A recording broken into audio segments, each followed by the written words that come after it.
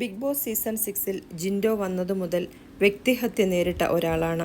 കൂടെയുള്ള മത്സരാർത്ഥികൾ ജിൻഡോയ്ക്ക് ചാർത്തി നൽകിയ പേരുകൾ ഇവയൊക്കെയാണ്: കാക്ക, കുരങ്ങൻ, കറുത്ത മത്സ്യകൻ, മൊയിന്ത്, മണ്ടൻ തുടങ്ങി നിറത്തിൻ്റെ പേരിലും രൂപത്തിൻ്റെ പേരിലും ജിൻഡോയോളം കളിയാക്കലുകൾ നേരിട്ട മറ്റൊരാളും ബിഗ് ബോസിലില്ല. ഇത് കേൾക്കുന്ന ബിഗ് ബോസ് പോലും നിശബ്ദത പാലിക്കുകയാണ്. ഒരാളെ നിറത്തിൻ്റെ പേരിലും രൂപത്തിൻ്റെ പേരിലും ഇങ്ങനെ വ്യക്തിഹത്യ ചെയ്യാമോ? ഇതിനെതിരെ മത്സരിക്കാൻ ഒരു മത്സരാർത്ഥി പോലും ഉണ്ടായില്ല. എന്നാൽ കഴിഞ്ഞ വീക്കെൻഡ് എപ്പിസോഡിൽ ജിൻഡോ എടി എന്ന ഒരു വാക്കുപയോഗിച്ചതിന് വളരെ വലിയ വിമർശനം നേരിട്ടു.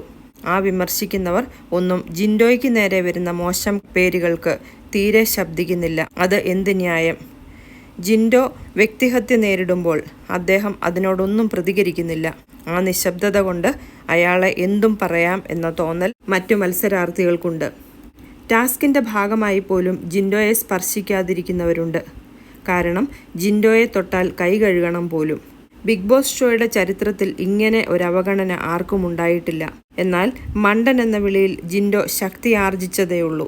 ജിൻഡോയെ തളർത്താൻ ആർക്കും കഴിയില്ല. ജിൻഡോയുടെ കണ്ണു നിറഞ്ഞാൽ ആരും സ്വാന്തനത്തിനുണ്ടാവില്ല എന്ന് അദ്ദേഹത്തിനറിയാം. എന്നാൽ ബിഗ് ബോസിന് പുറത്ത് ജിൻഡോയുടെ ലക്ഷക്കണക്കിന് വരുന്ന ആരാധകർ ബിഗ് ബോസ് സീസൺ 6 വിന്നർ എന്ന് കേൾക്കാൻ കാതോർത്തിരിക്കുന്നു എന്നത് ജിൻഡോ അറിയുന്നില്ല. ജിൻഡോയ്ക്ക് എല്ലാ വിജയങ്ങളും ആശംസിക്കുന്നുവെന്ന് ആരാധകർ.